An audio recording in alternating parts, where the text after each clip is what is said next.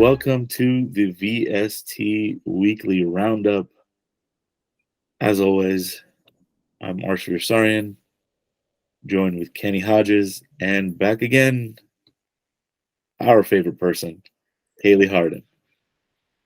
It was an exciting week of football. There were some blowouts. There were a couple of nail biters, and as Kenny and I are probably going to get into, there were a couple of games where the losing team probably believes they should have won that game. But all in all, it was exciting. Week 2 was building up. This was not week 2. This is week 3. Mm-hmm. Week 3 was building up to be all kinds of fun. Sorry, because we took a week off, so I'm all kinds of trying to catch up. But I'll jump right into the quick hits, and we'll do the hellos as we go. So first, we'll start East Valley. Arleta had the early game in the week. They hosted Trinity Classical. They ran over them. It was 49-8. Pauley visited Canoga, and they came away with a shutout. It was 23-0. Off the record, Kenny and I were kind of reflecting. I think that game was more about Canoga than Pauley. But hey, Pauley, good on you for doing what you did, because you can only play the team in front of you. So good on them. Chavez defeated Hollywood 38-23. Valley Mission scores. Santa Monica visited Silmar, came away with a shutout. It was 25-0. Panorama beat up on View Park. It was 54-28. Chatsworth, using Isaiah Ramo, ran over Reseda. It was 56-8. We'll have a little more notes on that one. Van Nuys shut out Del Oro. It was 47-0. Take a quick moment here. Big congratulations to Van Nuys. That coaching staff has really, really done a lot of work to keep this program together. They're at a point now where they're 2-2. Last season, I think they didn't get their first win until Reseda at homecoming. So on the field, a lot to like. Off the field, for me, there's a lot to like, because this program is more than just hanging on at this point. A little West Valley action. Birmingham hosted Wainimi. It was a 56-0 shutout. El Camino traveled to Franklin. They lost 27-7. Cleveland traveled to Campbell Hall, and they lost 29-21. We had Hamilton. Sorry, Cleveland went to Hamilton. Thank you. Right next to each other. They lost 29-21. And we had two Southern Section schools that we're following pretty closely all season. Village Christian beat up on Campbell Hall 51-7. And Heritage did the same to Sierra Vista. It was 40-8 in the final there. And the 3 games I left to the end, because we're going to go in depth in a moment. Verdugo Hills hosted San Fernando. Battle of 2 undefeated teams. Both were 3-0. I'll have more in depth on that. It was a 40-27 victory for San Fernando. Grant hosted Taft, and Taft set some records. It was a 78-41 final there for Taft. And our game of the week, the battle for the Tina. Granada Hills went into Kennedy and won 34-13. And Kaylie will have a lot more on that. Before I kick it to Kenny for his quick thoughts, Kaylie, how are you? I'm fabulous. I'm riding the high of the Browns win still, so it's been a good start to the week, I will say. Are we ready to hear about Granada and Kennedy, or do you want me to go last? Oh, we'll save game of the week for last because that'll be fun. All right, because I'm juiced up. I'm ready to talk about it. I finally got to see Granada first time this season, and you guys know that it's one of my favorite teams in the Valley. So, and it's fun to send you, Kenny. Real quick before you jump in, how you doing? If you go back to about 4:30 in the afternoon, I was feeling phenomenal. But right now, when we're recording post Monday Night Football, if you know me, you know I'm a huge diehard Jets fan, been my entire life. I'm not really sure how to feel at the moment, but we'll flesh that out as we go. That's neither here nor there. What I am excited to talk about is my news and notes from around the Valley, but it's week 4. Let's start in the East Valley. Chavez continues to show us signs of maturity. They put another win on the board.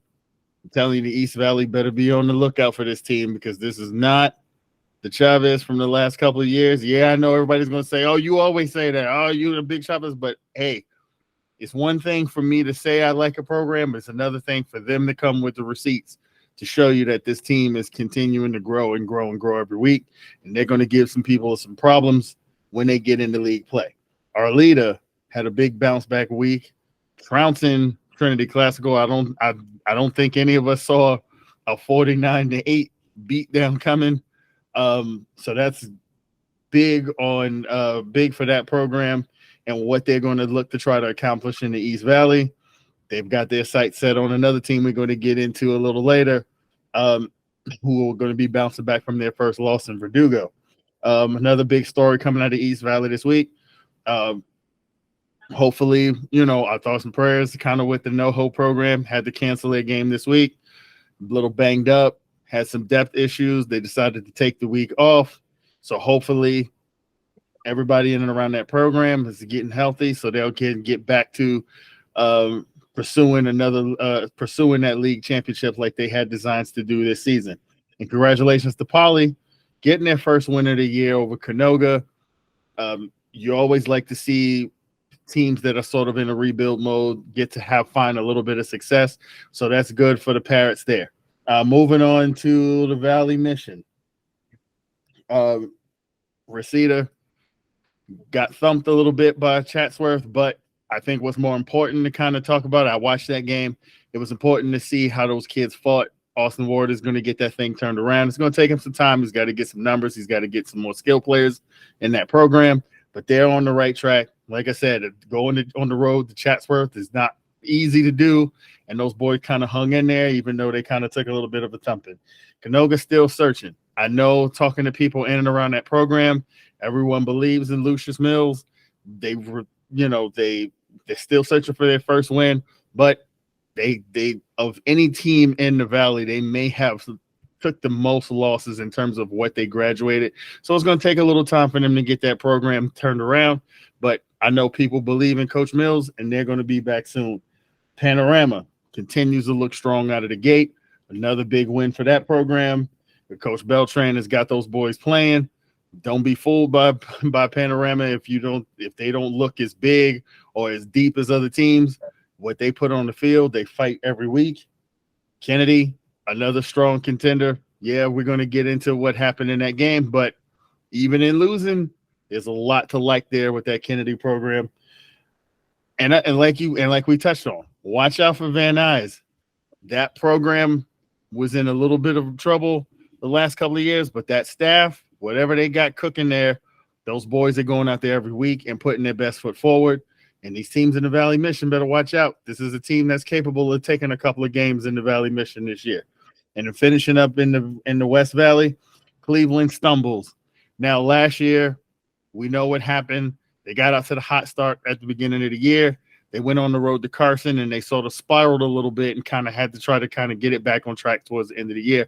Hopefully that doesn't happen to them this year. They've got enough leadership to be able to kind of absorb a hit and stumble. But when you got guys like Corey Hall and Donovan Powell on that team, hopefully this is just a blip on the radar, and they'll kind of get things turned back around next week. Birmingham, what can you say about Birmingham? The Kings of the City continue to be strong and look the way you want them to look. They put an absolute pasting on Wainimi this week, and now they turn their attention to to steal and go into Texas, and we'll see how that affects what happens when they have to jump into their West Valley slate after that. Chatsworth and Elko continue to be tough fighting programs. You know what you're getting out of Chatsworth. Another big day out of Isaiah Rameau, running all over Reseda. Good work out of that program. They continue to sort of trend upward. Granada looks like they're finding their groove. Kaylie's going to give you more on that later on. They're starting to look a little bit like they did last year, but we still got some questions. We'll get into that. And in Taft, a historic performance. I'm going to dig into what they did on the road at Grant, because that was absolutely mind-boggling what that team did offensively. And it might be a precursor of what they might do when they get in the league. Those are my news and notes for week 4. Exciting week 3. 4th week of football, but week 3. It's okay, Kenny. I know my brain. Hey, listen. My bad, y'all. My quarterback tore his Achilles on the 4th snap of the season. All right, I'm a little discombobulated. Y'all got to work with me. I'm maintaining professionalism, but it's a rough evening. We'll put out the hashtag later. Prayers for Kenny. And we don't mean the South Park kind. So, but I'll jump into the Verdugo and San Fernando matchup. I was there for that one, and both head coaches were excited before the game, expecting almost essentially what we got for 3 quarters, which was at the end of the 3rd, it was a 1-point game. But I think both teams fully believe that they're way better than the product they showed on the field.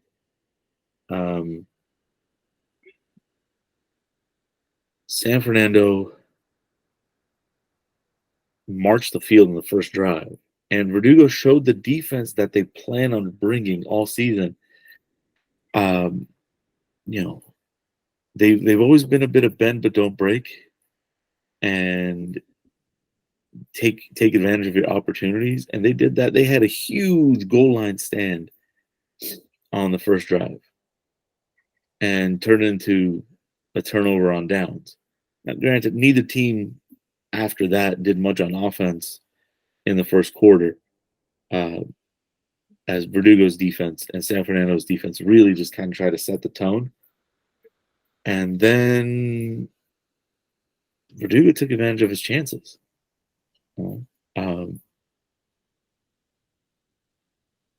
Big score kind of early on, ran the ball in. They marched the field, ran the ball. Josh Monroe had an amazing catch. This kid, I was talking to Coach Sean Jackson earlier before the season, and he mentioned Monroe as one of the kids to look out for. And beautiful. Now, if you've seen the reel, you'll see it. Those of you who haven't, go to Instagram, check out our reel, and make sure you like and follow us on Instagram too. But nice pitch and catch over the shoulder. Ultimately set up a 20-yard touchdown run. And I'll make sure I say his name correctly, because he was in on a couple of plays. Got him right there. Alex Shanazarian, senior at Verdugo. He had a couple of plays. He had a touchdown, and was kind of all over in that first half. And the defense stepped up. Interception that could have been returned for a touchdown. That was also someone I'm trying to make sure I got the right name on. It's another person, make sure I had it right, that Coach Jackson had told me to keep an eye on. Nathan Chavez. He had the big interception, and he was kind of all over. Really good game, solid. But Verdugo was missing, and this was something that we didn't know when we did our preview. They were missing Sebastian Herarte. He's their bell cow. He's their defensive captain. Missing him on offense. He played defense, but here's hoping the surgery goes well broken finger. So not having him on offense kind of hurt them in the second half when San Fernando regrouped. And they regrouped, came out and started to put pressure.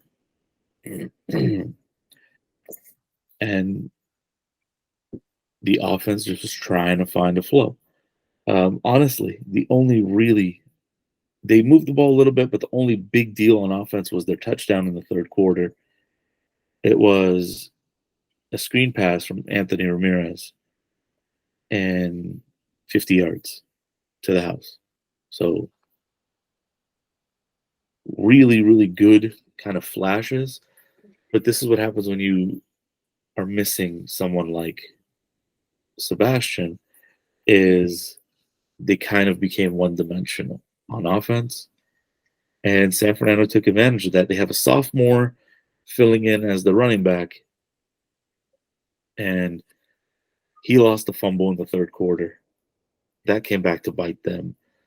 And then there was a missed block on a screen pass that turned into an interception.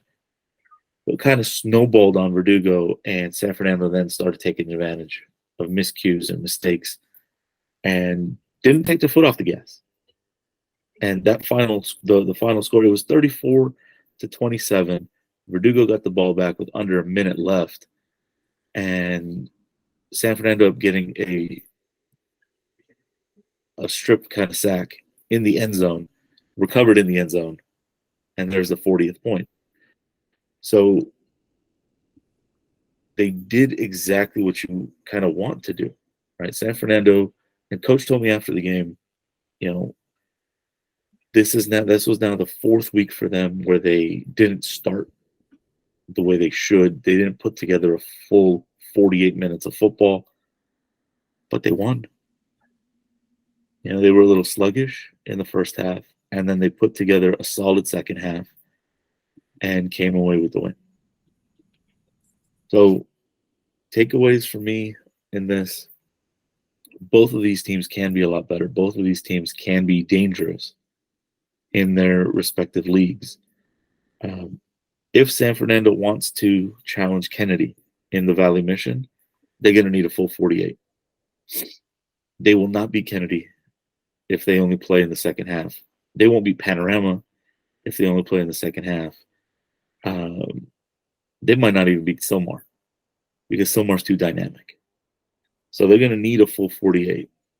And with Verdugo, this is a team that has some senior leadership. It has some young guys trying to step up. So they're going to need to, again, play the full 48. They thought the game was over. And that's coming from Coach Jackson. Coming out of the half, they kind of felt like, oh, we got the game's over. I mean, it was a 1-point game going into the fourth quarter. So you really, really got to get that nose to the grindstone and just keep going and keep grinding. A couple names real quick as I wrap up. Two of the leaders in San Fernando, their quarterback is a senior, Adrian Aguiano. He did all right. 15-24, 180 yards, touchdown. He did have an interception. But their bell cow running back is a sophomore, Melvin Pineda. He had 12 carries, 71 yards, and a touchdown. He was all over the place. Now, San Fernando did spread it around. They had 5 different ball carriers that had 2 carries or more. So they've got some underclassmen that are helping their seniors. And remember, Kenny, how you and I were talking about them being senior heavy? They have a lot of seniors. But San Fernando actually, and this, I didn't notice it until I was watching the game and going through who was being an impact player. They actually have quite a few underclassmen that are playing key roles. So this is a little bit more than a senior heavy revenge tour. And that's actually exciting for me. Looking at, okay, this year they're going to do this. Now next year, they're going to be back. Those juniors are going to be seniors. Pineda's going to be a junior. So that's what I got for Verdugo San Fernando. Both teams should continue to get better. I do expect them to make some noise in their league moving forward. Yeah, and the only thing I'll add to that is just the idea that, hopefully Hirate gets back for Verdugo, because we know how essential he is to sort of driving everything around that program. And in terms of San Fernando, you're absolutely right. They've got to put a full 48 together. You have the confidence and the belief that they can as the season goes along, because of that leadership, and the guys who kind of step up and make plays and slam the door are usually those seniors. Like, those linebackers come up, they're playmakers. They've got dogs along that team. But yeah, the top of that Valley Mission are some real stout teams. Panorama doesn't beat themselves. Kennedy might make mistakes, but they're so dynamic, they can make up for their mistakes and then some and run you out of the building.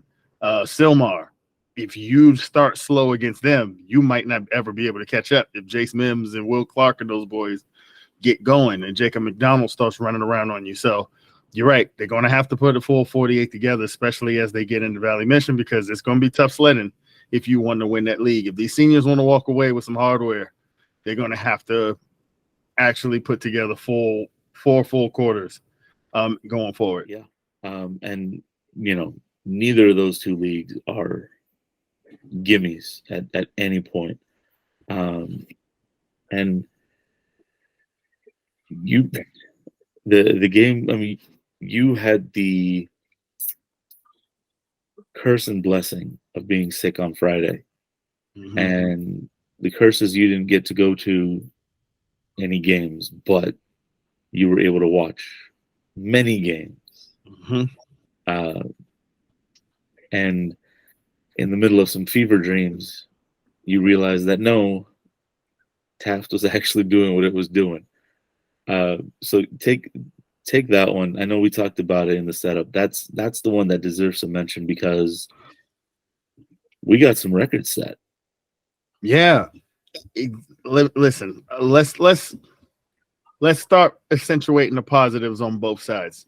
Coming into the season, had an opportunity to kind of spend time with both of the coaches for Taft, for the coaching staff, Taft and Grant.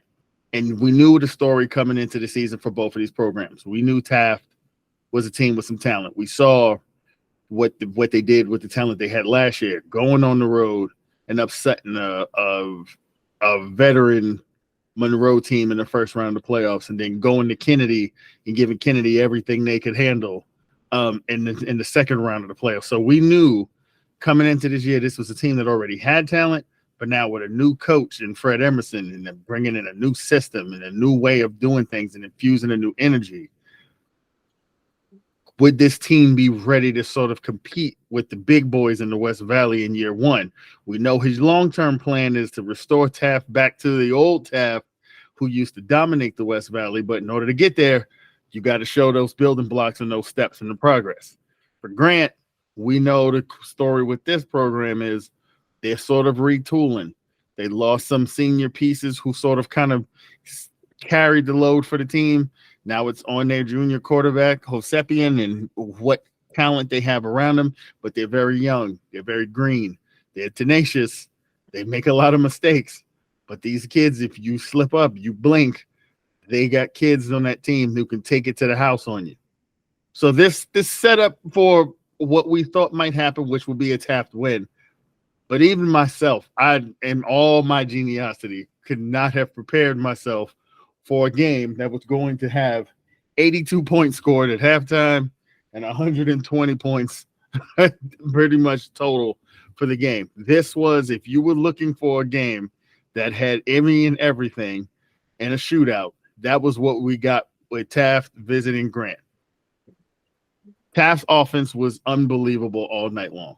Devin Conroy had the performance, the breakout performance that he himself probably was looking for. He's the story on Devin Conroy. He was a wide receiver for Taft last year, converted to quarterback for Fred Emerson's system, and he's looked every bit the part. He's because of his wide receiver background, he's athletic, He can roll. He can get out of the pocket. He's got a laser forearm arm. It was just a matter of could he put together everything you need to do instinctually as a quarterback to kind of actually lead this offense and help it reach its full potential. We know the weapons they have. Legend Wilson is a dog, and now he's sort of converting to a new position. It's sort of like a slot receiver, slot back, a Swiss Army knife they put all over the field.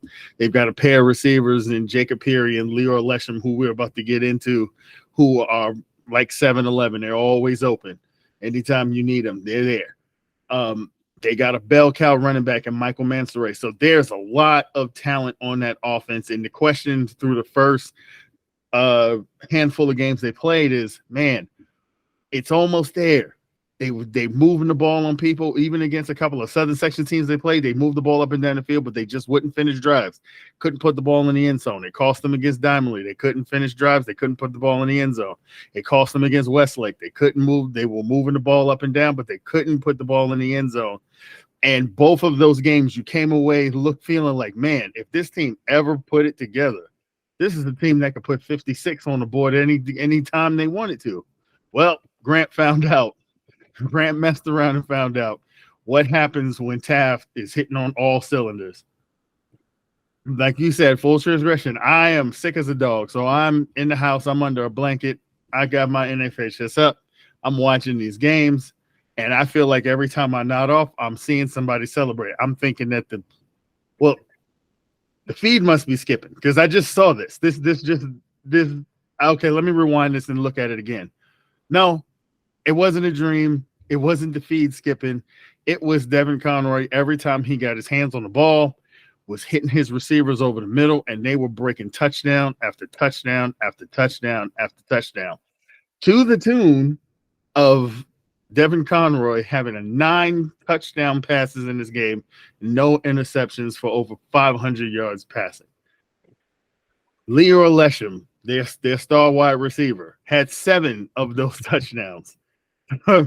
And on top of that, also threw in a kick return touchdown, a 90-yard kick return touchdown to give him a total of 8 touchdowns in the game. Legend Wilson had 2 touchdown passes in the game, 2 touchdown catches in the game. Their bell cow running back, Michael Mansoray, had 180 yards rushing on the ground. They did whatever they wanted to do in this game, and they looked every bit the part of a team that is going to really give Birmingham, Granada, Cleveland, Chatsworth everything they want and everything they can handle when we get into West Valley play. Now, I started with love. Now we got to get into a little bit of the things that concern you. Defensively, they are a talented bunch. They even showed it in this game. They came away with 5 interceptions. Amir Dutt looked every bit apart. Dakota Garner made plays out there. But there are these lapses at times where they don't tackle. They're arm tackling.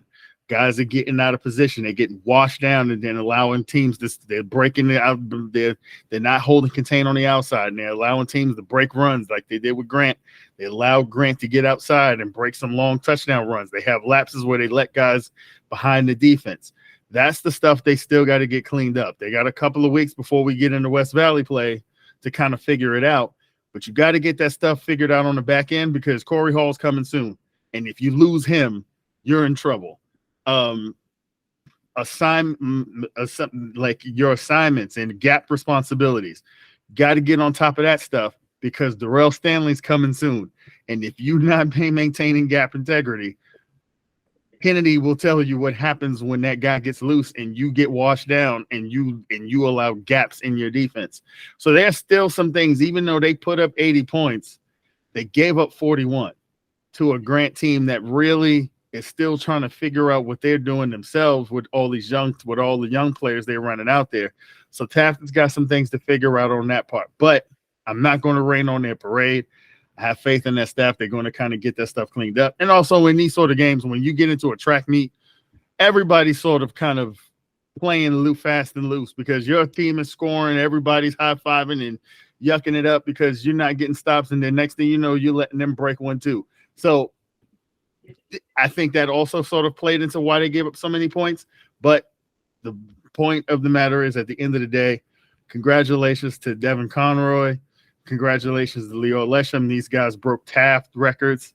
Leo Lesham tied a California state record for total touchdowns in a game with 8 total touchdowns. It was an awesome performance. It was a groundbreaking performance, and it was also a statement performance. It was the kind of game that if you intend to make some noise in the West Valley, where we know those teams are ultimately tough and all D1 caliber, open caliber teams, when you go play against a team that you should beat, this is the kind of performance you want to see them put forth to kind of give you the faith that when we get into West Valley play, they're going to be able to hold their own. So congratulations to Coach Fred Emerson on a big win, on a historic win. It's a game and a performance I know sent shockwaves through all these other coaches in the West Valley about what might be coming their way. And it's going to be interesting to see what they can do from here. Tape on that is going to be both fun and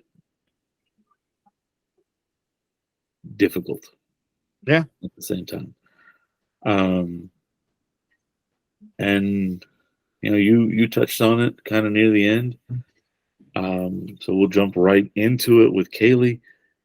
A game of the week was Granada at Kennedy. This was for the Tina. A game that Kenny gets hyped about, just talking about. This is a classic rivalry between these two schools. And I love that it continues to play out year in and year out. Kaylie, take it away. So, yeah, I think I said before when we were chatting, before we started recording, that Granada knew what was about to happen on Friday night. They dressed for that funeral, and they came up and they dug that grave too. But they looked amazing, of course, all last year. And I followed Granada a lot, definitely the second half of the season last year. And so I mean, it doesn't take that long to familiarize yourself with it, but once you watch them that many weeks in, weeks out, you really start to you start to be able to predict what play they're going to run without actually even being on the team or knowing what any other play calls are. So, Kennedy showed that they were getting hip to it too. So the first couple plays of the game, you see typical Granada, Durrell with a 65-yard running touchdown right off the gate. And it seemed like the Cougars in the beginning, they were really struggling to connect their passes. I mean, they were running a pass game on Granada just because Granada they barely have a quarterback. And so that wasn't working though. And Granada was still putting the work on them. It seemed like in the second half of the game, Kennedy really started to tighten up. They got wiser. They started being able to block a lot of the first down attempts that Granada was putting forth. One player, though, especially in the second half of the game, that started to give me some nostalgia of last year's team and just how dominant they were. I want to give this kid a shout out. Kanye Martin had several good first downs that he had to plow through some guys to get there. And I feel like didn't get maybe as much credit as he deserves in general because he's not the one making it to the end zone every time, but he is moving the ball 100%. And once that kid figures out just how tough he is and taps into that, he's going to cause some trouble for anyone that has to face Granada moving forward this season. And him with Durrell and Farrell, that's a trifecta right there. 1, 2, 3, baby. So those kids, they've got something good cooking. I'm hoping that they all come together and make magic like they did last season because they're gonna make my fall a whole lot more enjoyable to be able to watch them every week again. Kids that did a great job that I want to shout out though for Kennedy because they didn't look bad, honestly. I think it was just a mismatch of skill sets and they weren't able to pull it together in the first half like they needed to in order to set themselves up for the second half. But Steven Garcia looked really great for Kennedy, and he was trying his best, so you got to hand it to him. But yeah, both good performance, I would say, by both teams. I think the score showed a little bit more of a gap in skill and energy that was played with and what was really present. Like, I think it looks a little less fair on paper than what I saw in person, but Kennedy played a good game. They just came up a little bit short. They couldn't get it together in time, but I'm sure that moving forward the rest of the season, they're going to show you guys why they were D2 city champs last year. You're going to find out. So don't count out Kennedy just yet. Yeah. And what I'll add to that is, it's funny. I watched the Granada in the first couple of weeks of the year, and you know who they reminded me of? They reminded me of sort of what our leader went through at the beginning of the year last year. Because when you go back 2 years ago to our leader had a bell cow who was captain, do all of their team. I'm trying to remember the young man's name. Kelvin Durant. That was his name. Kelvin Durant was there. That was their monster. I think he had something like 30 touchdowns. He had 200 yards a game, but he was also that middle linebacker that would come smack you in the mouth, and that was sort of what the identity of our leader got built around. Next last year comes along, and now he's not there. They played Granada first game out of the gate. Me and Arshavir were there, where Dijon and Darrell are running down their throats, and you could tell that they were kind of looking around and kind of trying to. Well, Durant's not here anymore. He didn't graduate. He done went on to greener pastures. Who's going to be the guy to kind of step up and fill that role? They struggled a little bit, sort of rebuilding that identity. They're finding it this year again, in terms of that confidence coming back. But I almost felt like with Dijon leaving to go to Utah, the first few weeks they were kind of searching, maybe tinkering with some things, maybe not believing they could kind of do the same things offensively. They knew what they could do defensively, but I think that with not having Dijon as sort of the kind of the head of that monster on offense, guys were maybe a little bit unsure of what their roles were, or there was a little hesitancy to kind of step up. The last couple of weeks with Palisades and now with this game, you're starting to see Darrell become more comfortable being the guy who has to kind of lead everything. But that doesn't mean he has to do it alone. What made them so dangerous last year is they had 4 guys that at any given point, yes, we knew Dijon was the game breaker, but Darrell could do it. And Kanye Martin could do it. And they had another backer. His name's escaping me at the moment. But they had 4 Ricky? guys. No, not Ricky. No, he was the running back. DJ Richmond. So, they had guys that they didn't just beat you over the head with Dijon. They could beat you over the head with 4 guys. Now you add Pharrell into the mix as a true freshman with Kanye, with Darrell. I think they're starting to realize, oh, no, we can still be the bullies and run the ball down your throat the way we did last year. It's just going to look and feel a little bit different in terms of how we do it.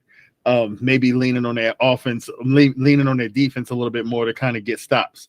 On the other side for Kennedy, to me, even though they lost, in watching that game, what was ultimately what I took to be most positive is Diego Montes, that quarterback, looks better and better every time you watch him. It's not always going to be pretty, but the fact that now that this kid has grown in confidence and now they have that added dimension, it's not just running the ball at you now. Yeah, they can hand it off to Lonzo and he's going to do his thing. We all know how I feel about Alonzo Fuentes Gutierrez, but if Diego Montes can now under center or become or actually add that passing element to really give them that sort of balance, that's what will take them from being a D2 contender to a D1 contender. Because if you can run and throw, that's what is going to separate them in the city section from some of those teams. Because the teams, look at Birmingham. What makes Birmingham the standard? They got a quarterback who can throw it for 400 yards, or they can run it down your throat if they need to. The ability to kind of adjust on the fly because you can do both is what's going to make them a special team going forward. And the fact that they can do it in a quick fashion where they're going to get up and snap it and try to get you tired, that's ultimately what's going to make Kennedy dangerous. And hopefully this loss will drive them. And also, we get on this podcast every week. And we ask you guys to go out and fill these stands. Pack these stands, go support these teams. And I get it. This is a rivalry. It's Granada. So no matter where they play, these people are going to come out. But it was so cool to look and see that sea of black on one side and see all those crazy people from Kennedy on the other side. Pack that stadium out and make that game feel special. We can do that for every game. Like, we need people to come and have that same passion that we have for the Tina for every game that we play in the city section. Come out here and let these kids know that this stuff matters. Pack the stadiums out like that, and let's make every Friday night special everywhere. That's all I got. No, I mean, that's exactly what we want. And you know, I saw it at Verdugo on Friday night.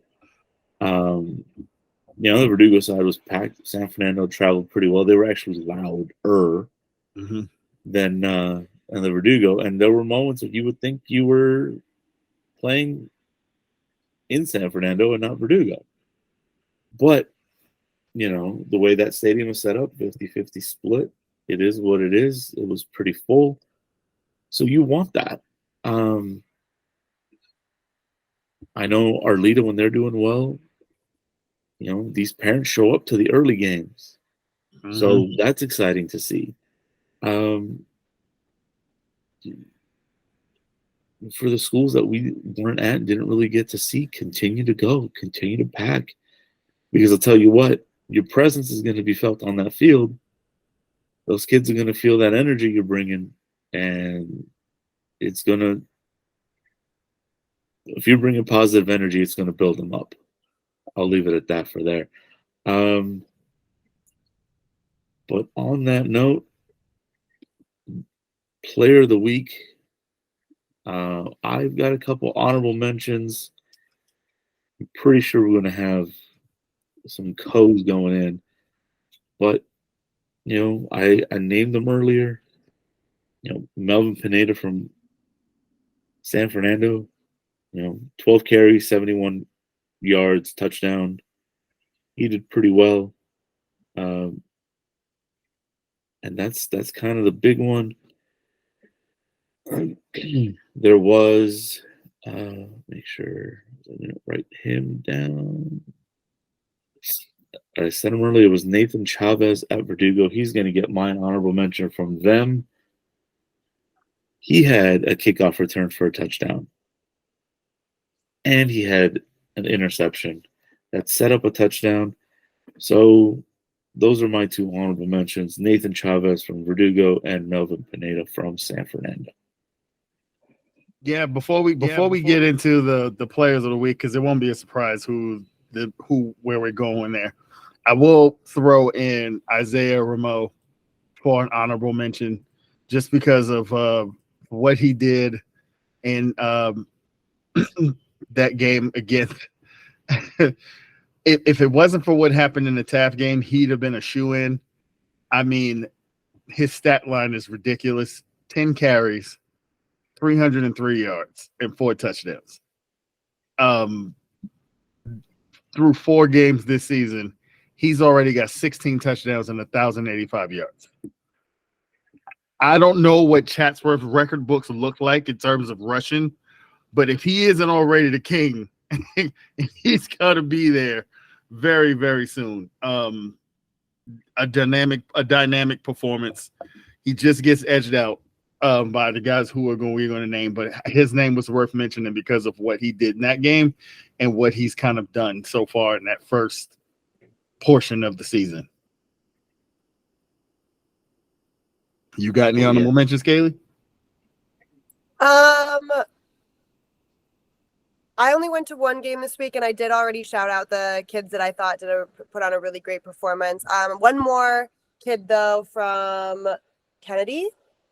that was making those connections and really helped tighten things up for them at the end of the game is Giovanni Nelson. So I want to give him a shout out as well because I didn't get to mention him. You know, with the anticlimactic drum roll, please. We know game player of the week from Kenny. Yeah. This week we got to go. We got to go co-player of the week. Devin Conroy and Leo Lesham from Taft. Record-setting performances. Performances that are going to live in city section lore. I often talk about the uncle in the corner who regales his old high school stories. This will be a story that Uncle Leor and Uncle Devin will be talking about many, many years from now at Thanksgiving dinners about the night they went to Grant and lost their damn mind and put up all kinds of crazy numbers. 9 touchdowns, no interceptions for Devin Conroy. 8 total touchdowns for Leo Lesham, 7 receiving, 1 kick return. I think Leo Lesham had something like 400 all-purpose yards in that game. And if I'm to be honest, we couldn't even make it a 3-headed monster because Michael Mansoray had 180 yards in a touchdown in himself. So, but we'll go with Devin Conroy and Leo Lesham as the co-players of the week. Congratulations to y'all boys for that performance. It was insanity. Y'all had me thinking that the NyQuil was going a double time, and I didn't know what I was watching because y'all was scoring so much. I thought I was tripping. How many times y'all kept finding the end zone? Congratulations to y'all. Keep up the good work. Definitely. And there's some big games coming up next week, or this week, actually, at this point. We're doing this on Monday night. Look forward to that preview video we're going to be putting out. And continue to come out, continue to support these kids, continue to pack these stands, because everything we do is rooted in love for these kids and for these programs. I say it every week, it's all about love, and it's true. You know, we'd be lying if we said it otherwise. So again, thank you for watching. Hit that like button, hit the subscribe button so you know when these drop, and keep coming out, keep spreading the love. Thanks. Keep hyping up all your favorite high school athletes and give them all the love they deserve because they work hard for it.